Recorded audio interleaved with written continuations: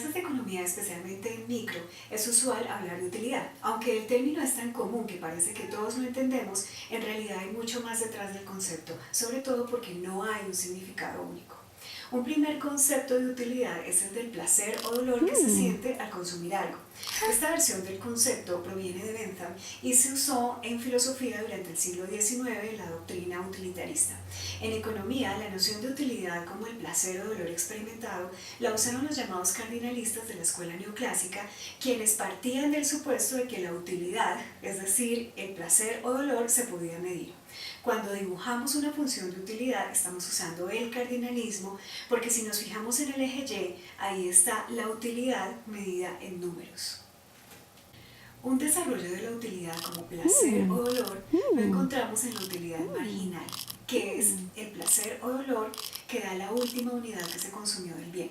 Esta definición de utilidad es más común en las clases introductorias de economía.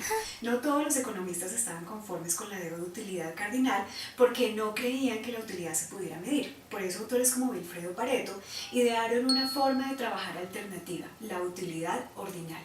Los ordinalistas no se preguntan cuánta utilidad da una manzana o una pera, sino si se prefiere la manzana a la pera.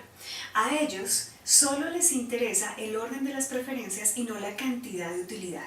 Por eso ellos no suelen hablar de funciones de utilidad, sino de curvas de indiferencia, que son un desarrollo importante de la utilidad ordinal.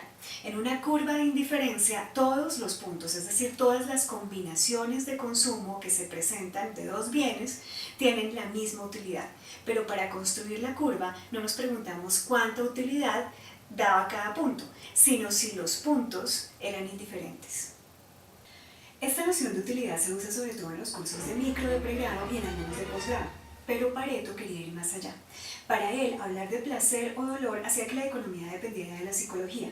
Por eso le gustaba hablar de ofelinidad, una especie de utilidad que no tuviera elementos psicológicos. A finales de los años 30, Paul Samuelson avanza en esa dirección con su idea de las preferencias reveladas. Para Samuelson, la utilidad es aquello que se maximiza en las decisiones de los individuos. Esta noción de utilidad se usa sobre todo a nivel de posgrado y en investigación a nivel teórico.